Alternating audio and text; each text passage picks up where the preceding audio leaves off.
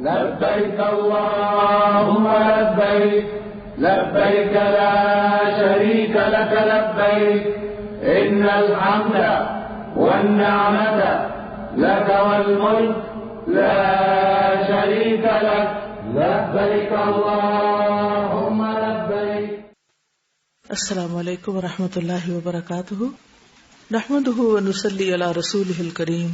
اما بعد فاعوذ باللہ من الشیطان الرجیم. بسم اللہ الرحمن الرحیم. رب اشرح لی صدری ویسر لی امری واحلل عقدۃ من لسانی یفقهوا قولی. نبی صلی اللہ علیہ وسلم نے عرفات کے وقوف کو حج کا رکن اعظم بتایا. الحج عرفہ، حج نام ہے عرفات میں حاضری کا. عرفات میں وقوف کے علاوہ آپ صلی اللہ علیہ وسلم نے خطبہ بھی دیا. اس خطبے میں آپ نے کیا تعلیمات دی، اس کے بارے میں چند باتیں کروں گی. سب سے پہلے یہ ہے کہ آپ صلی اللہ علیہ وسلم نے لوگوں کو خاموش کرایا تاکہ وہ بات غور سے سن سکیں. جریر کہتے ہیں کہ نبی صلی اللہ علیہ وسلم نے ان سے کہا کہ تم لوگوں کو چپ کرا دو. پھر آپ نے فرمایا، لوگوں میرے بعد کافر نہ ہو جانا کہ تم ایک دوسرے کی گردن مارنے لگو، یعنی قتل و غارت کر کے. پھر آپ نے حرمت کے اوقات کا ذکر کر کے جان و مال کی حرمت کے بارے میں بتایا. ابن خالد رضی اللہ عنہ کہتے ہیں کہ میں نے عرفہ کے دن نبی صلی اللہ علیہ وسلم کو اپنے اونٹ کی دونوں رکابوں پر کھڑے ہوئے دیکھا. رکاب کیا ہوتا ہے؟ جس پہ پاؤں رکھ کے چڑھتے ہیں. آپ بلند آواز سے فرما رہے تھے، اے لوگوں آج کون سا دن ہے؟ لوگوں نے کہا اللہ اور اس کا رسول ہی بہتر جانتے ہیں. آپ نے پوچھا کہ آج کون سا مہینہ ہے؟ لوگوں نے کہا اللہ اور اس کا رسول ہی بہتر جانتے ہیں. آپ نے پوچھا یہ کون سا شہر ہے؟ لوگوں نے کہا اللہ اور اس کا رسول ہی بہتر جانتے ہیں. کیا انہیں نہیں معلوم تھا؟ پھر یہ کیوں کہا؟ ادب کے لیے، تعظیم کے لیے. مزید یہ کہ اس کے بارے میں آپ کے منہ سے سننا چاہتے تھے کہ آپ کیا فرماتے. ہو سکتا ہے کہ آپ اس میں ان کے علم میں نافع میں مزید اضافہ فرمائیں. آپ نے فرمایا آج حرمت والا دن ہے، مہینہ بھی حرمت والا ہے، شہر بھی حرمت والا. آپ نے ان کے نام نہیں لیے کہ ذی الحجہ کا مہینہ ہے اور عرفہ کی جگہ ہے، بلکہ حرمت ہی کا ذکر کیا. تو صحابہ کے جواب کے بعد آپ صلی اللہ علیہ وسلم نے وہ بات فرمائی جو دراصل آپ فرمانا چاہتے تھے. کیونکہ صحابہ اتنے عقل مند سمجھدار ضرور تھے کہ آپ کو یقینی طور پر پتا ہے کہ آج دن کون سا ہے یا مہینہ کون سا ہے. ایسا نہیں کہ آپ کو ڈیٹ معلوم نہیں ہوگی یا جگہ کا بھول گئے کہ یہ کون سی جگہ پہ کھڑے ہیں ہم. آپ سے بڑھ کے کون جان سکتا ہے. تو دراصل اس سے مقصود کچھ اور تھا اور وہ جاننا چاہتے تھے کہ آپ خود کیا فرمانے والے ہیں. تو آپ نے 3 حرمتوں کا ذکر کر کے فرمایا، یاد رکھو تمہاری جان اور مال ایک دوسرے کے لیے اسی طرح حرمت والے ہیں جیسا کہ آج کے دن اس مہینے اور اس شہر میں حرمت ہے، یہاں تک کہ تم اپنے رب سے آ ملو. یعنی یہ حرمت کب تک ہے؟ قیامت تک. حرمت والے مہینوں کا ذکر. ابو بکرہ سے روایت ہے کہ رسول اللہ صلی اللہ علیہ وسلم نے حج میں خطبہ دیا تو فرمایا، زمانہ پلٹ کر ویسا ہی ہو گیا ہے جیسا اس دن تھا جس دن اللہ تعالیٰ نے زمین و آسمان کو پیدا فرمایا تھا. سال میں 12 مہینے ہوتے ہیں، 4 حرمت والے ہیں، ان میں سے 3 پے در پے ہیں، یعنی ذوالقعدہ، ذوالحجہ، محرم اور رجب، جو کہ جمادہ اور شعبان کے درمیان میں ہے. اس بات کی آپ نے کیوں تصحیح فرمائی اور ڈیٹس کو فکس کیوں کیا؟ کیونکہ عربوں نے مہینوں کے اندر اپنی مرضی سے ہیر پھیر کر رکھا تھا، جس کو نسی کہتے ہیں، ان کو آگے پیچھے کیا ہوا تھا. تو اسلامی عبادات میں اگر آپ غور کریں تو اوقات اور ایام بہت میٹر کرتے ہیں. اگر آپ مخصوص اعمال مخصوص اوقات میں مخصوص ایام میں نہ کریں تو وہ ہوتے ہی نہیں. مثلا رمضان کے بغیر اگر آپ روزے رکھیں تو ان کا وہ اجر نہیں. ذوالحج کے ان دنوں میں روزے رکھنے کا جو اجر و ثواب ہے یہ کسی بھی نیک کام کے کرنے کا وہ عام دنوں میں نہیں. طاق راتیں رمضان میں ہی آتی ہیں، حالانکہ طاق تو عام دنوں میں بھی آتی ہیں لیکن ان کا وہ اجر نہیں. اسی طرح اگر آپ فجر کی نماز سورج نکلنے کے بعد پڑھیں تو فائدہ نہیں.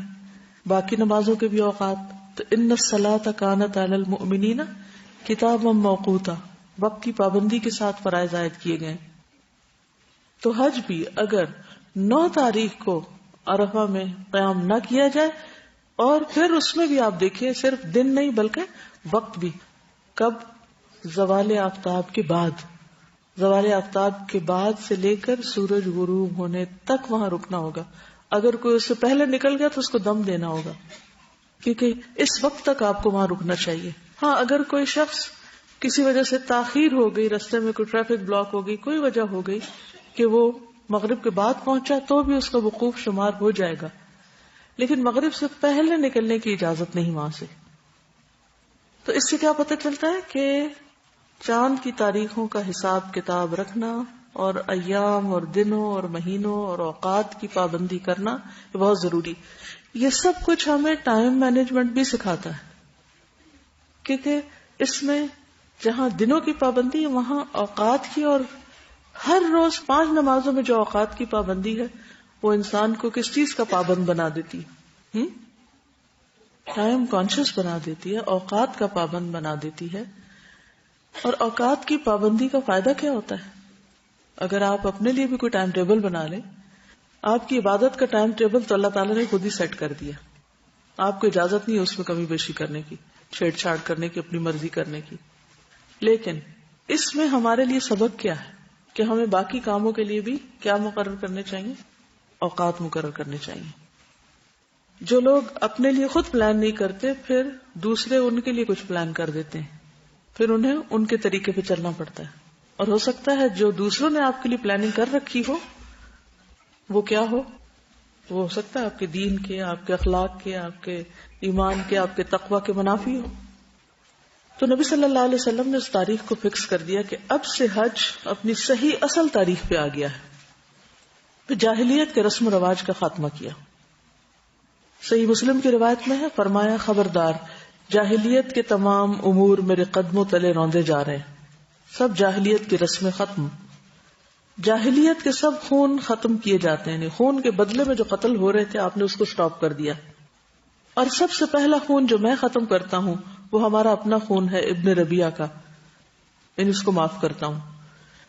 جاہلیت کے تمام سود ختم کیے جاتے ہیں، اور سب سے پہلا سود جو میں ختم کر رہا ہوں وہ ہمارا اپنا سود، عباس بن عبد المطلب کا سود ہے.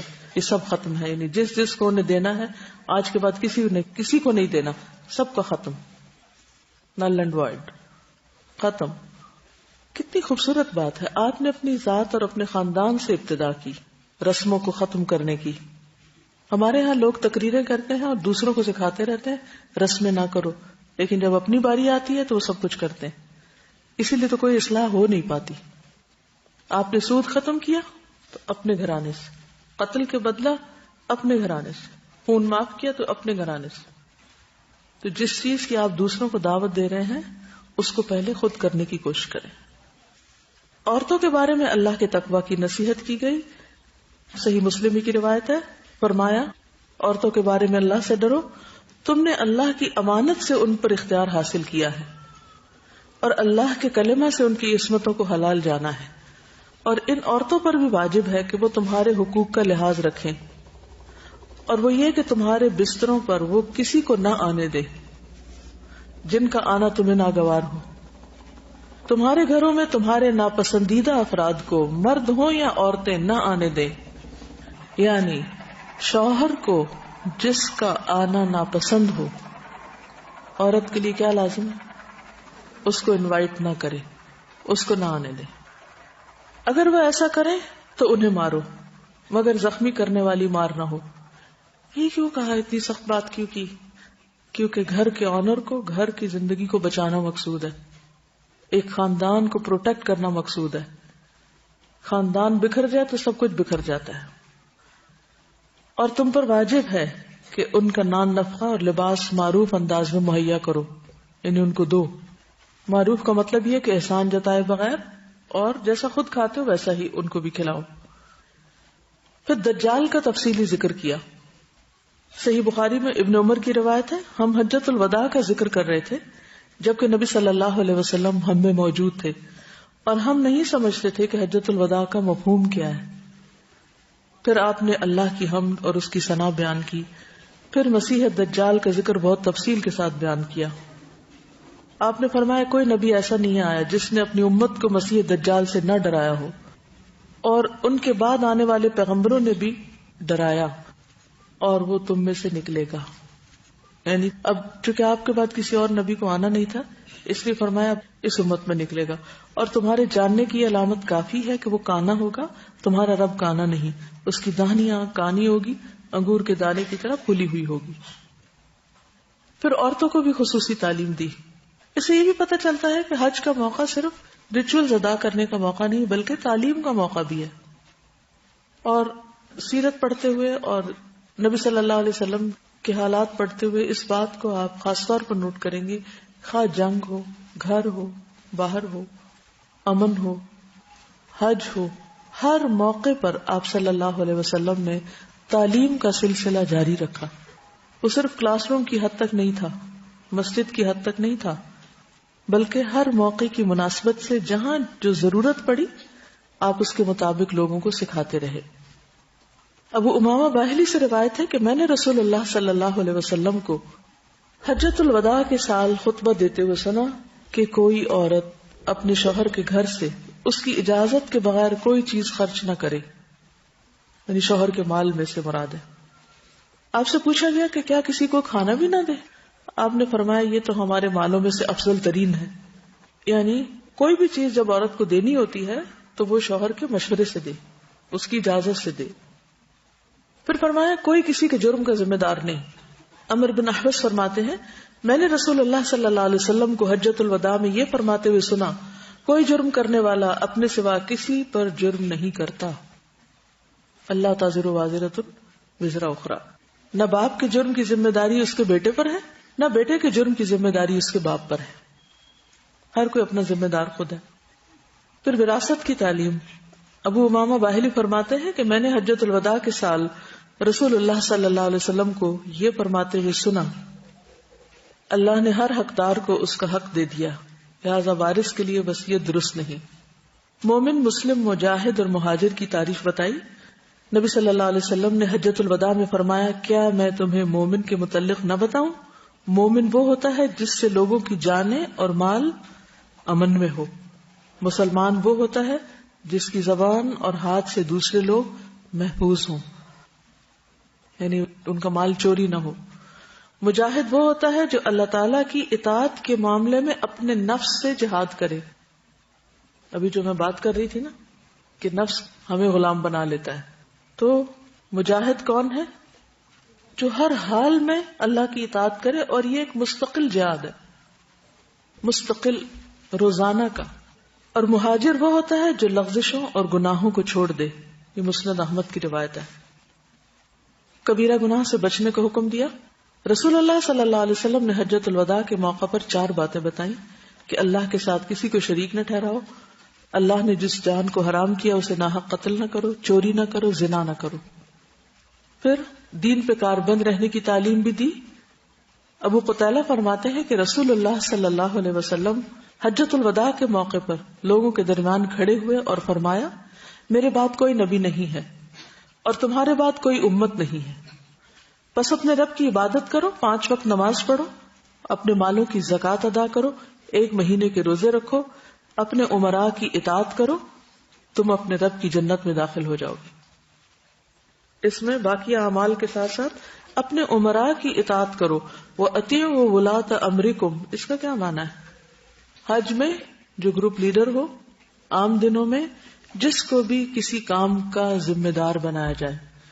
وُلَاةُ أُمُورِكُمْ، والی تمہارے کاموں کا، یعنی جس کے ذمہ تمہاری مینجمنٹ ہو، تمہارا کام ہو، جو تمہارے امور کی خبرگیری کر رہا ہو. جیسے گھر میں ایک شوہر ہوتا ہے، اسی طرح باقی جگہوں پر بھی جہاں لوگ مل جل کے کام کرتے ہوں تو ان میں سے جو بھی ان کا ذمہ دار بنایا جائے اس کی بات ماننا ضروری ہوتا ہے. یہ دین کا حصہ ہے. اور سب کے فائدے کے لیے جو رولز اینڈ ریگولیشنز بنائے جاتے ہیں ان رولز کو فالو کرنا. اللہ کے راستے میں نکلنے کی ترغیب دی. سفیان بن وہب کہتے ہیں کہ حجۃ الوداع کے موقع پر وہ کون؟ سفیان نبی صلی اللہ علیہ وسلم کی سواری کے سائے تلے تھے، یعنی بالکل ساتھ کھڑے تھے. آپ خطاب فرما رہے تھے، فرمایا کیا میں نے پیغام پہنچا دیا؟ الا هل بلغت؟ ہم سمجھ گئے کہ نبی صلی اللہ علیہ وسلم ہم سے جواب مانگ رہے ہیں، چنانچہ ہم نے کہہ دیا جی ہاں، یعنی سب نے جواب دیا. ہمارے یہاں کیا ہوتا ہے، کوئی سوال پوچھ رہا ہوتا ہے اور ہم سنی اور سنی کر دیتے ہیں بعض اوقات. تو یہ بھی پھر ولاۃ الامور کی اطاعت کے خلاف جاتی ہے بات. آپ نے 3 مرتبہ اس جملے کو دہرایا. کون سے جملے کو؟ الا هل بلغت. اس موقع پر نبی صلی اللہ علیہ وسلم نے جو باتیں فرمائی تھیں ان میں سے ایک بات یہ بھی تھی کہ اللہ کے راستے میں ایک شام کے لیے نکلنا دنیا و ما علیہا سے بہتر ہے، اور ایک صبح کے لیے اللہ کے راستے میں نکلنا دنیا اور ما علیہا سے بہتر ہے. اس موقع پر آپ نے دین کے ہمیشہ غالب رہنے کی بشارت بھی دی. جابر بن سمرہ کہتے ہیں میں نے نبی صلی اللہ علیہ وسلم کو حجۃ الوداع کے موقع پر یہ فرماتے ہوئے سنا کہ یہ دین ہمیشہ غالب رہے گا، اسے کوئی مخالفت کرنے والا یا کوئی مفارقت کرنے والا، یعنی جو اس دین کو چھوڑ جائے، نقصان نہ پہنچا سکے گا، یہاں تک کہ میری امت میں 12 خلیفہ گزر جائیں. پھر نبی صلی اللہ علیہ وسلم نے جو کچھ کہا میں سمجھ نہ سکا. میں نے اپنے والد سے پوچھا کہ آپ نے کیا فرمایا؟ انہوں نے کہا کہ آپ نے فرمایا ہے کہ وہ سب کے سب قریش سے ہوں گے، یعنی وہ جو 12 خلفاء ہوں گے. پھر گمراہی سے بچنے کا حل. جابر بن عبداللہ سے روایت ہے کہ میں نے نبی صلی اللہ علیہ وسلم کو حج کے موقع پر قصواء پر سوار ہو کر عرفات کے میدان میں خطبہ دیتے ہوئے دیکھا. آپ نے فرمایا اے لوگو، میں تم میں 2 چیزیں چھوڑ کر جا رہا ہوں، اگر انہیں پکڑے رکھو گے تو کبھی گمراہ نہ ہوگے، ایک قرآن مجید اور دوسرے میرے اہل بیت.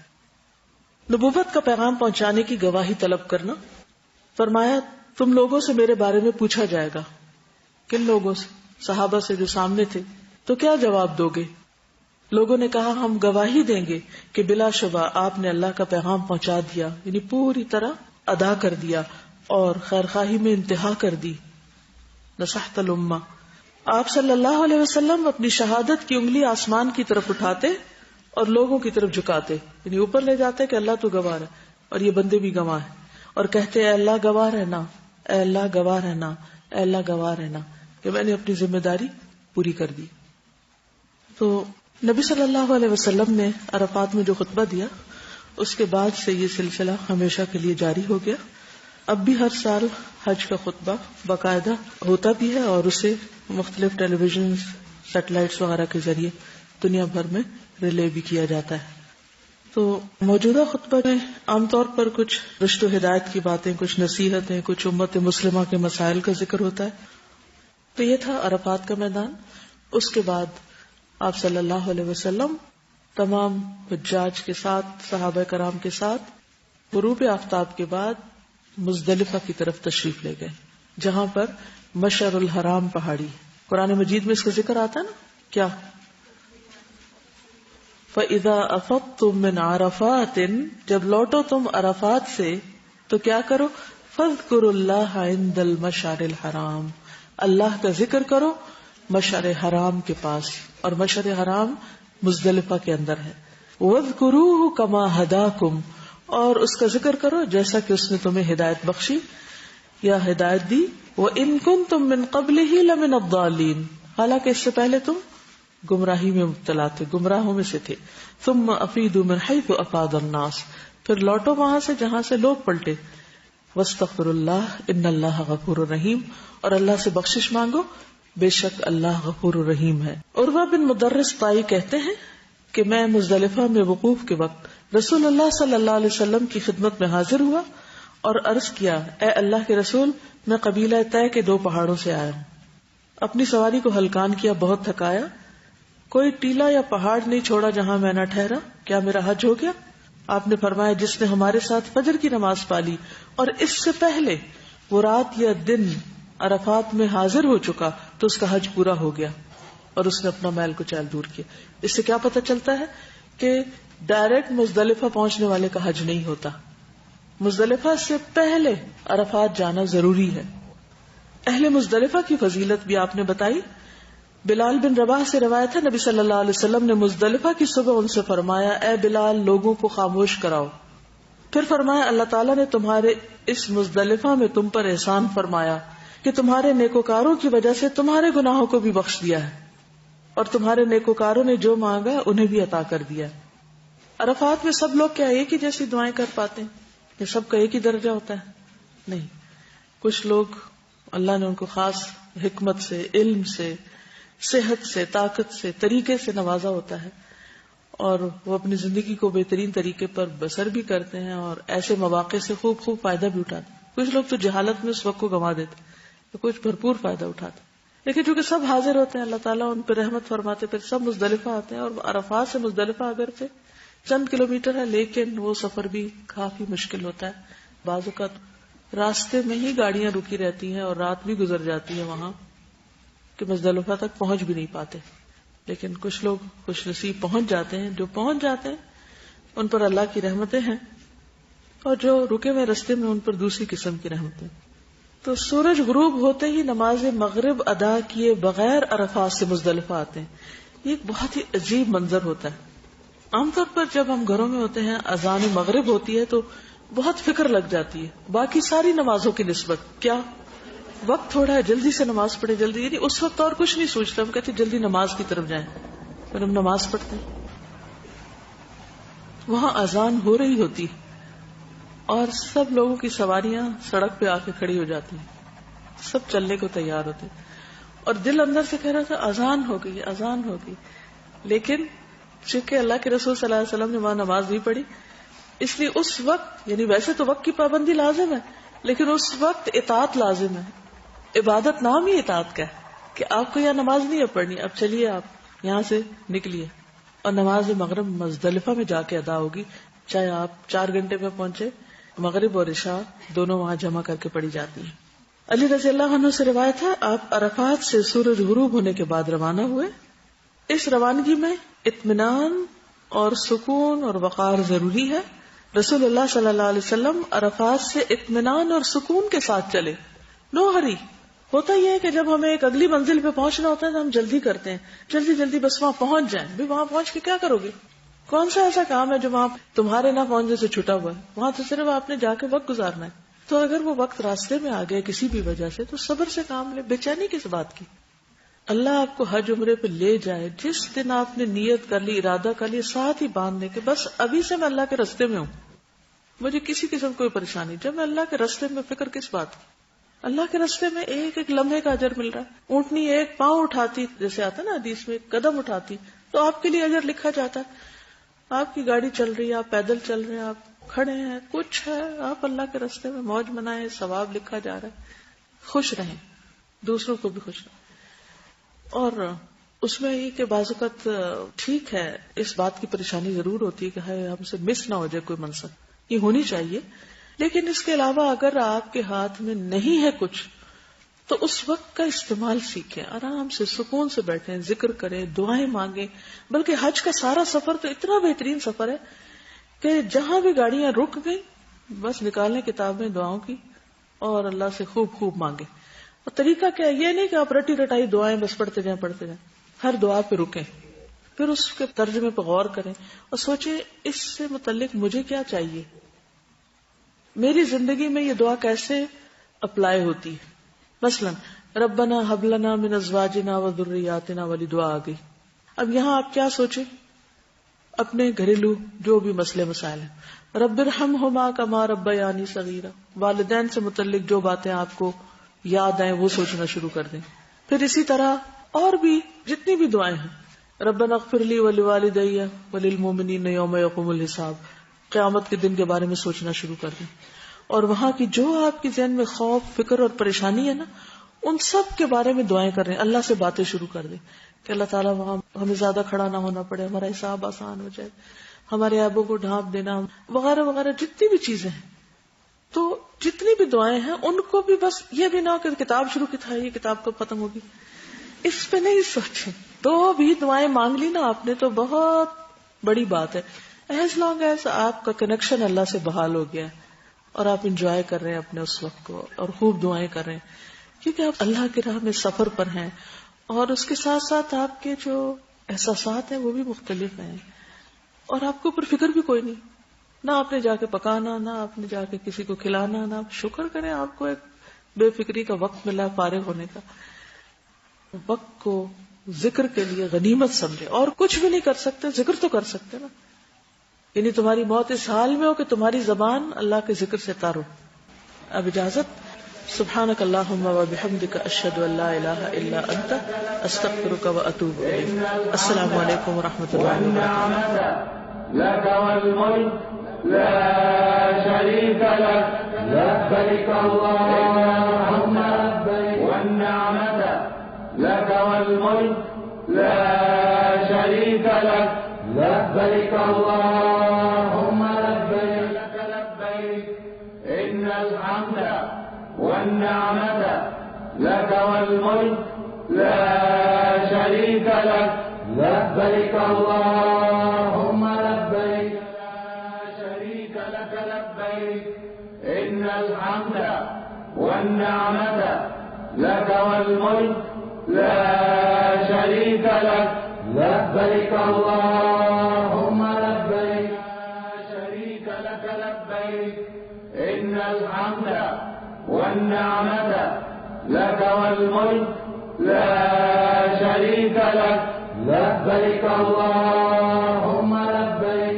ला शरीक लक लब्बैक इन्नल हम्द वन निअमत लक वल मुल्क ला शरीक लक लब्बैक अल्लाहुम्मा लब्बैक वन निअमत लक वल मुल्क ला शरीक लक लब्बैक अल्लाहुम्मा लब्बैक लक लब्बैक इन्नल हम्द वन निअमत लक वल मुल्क ला शरीक लक लब्बैक अल्लाहुम्मा लब्बैक इन्नल हम्द वन निअमत लक वल मुल्क ला शरीक लक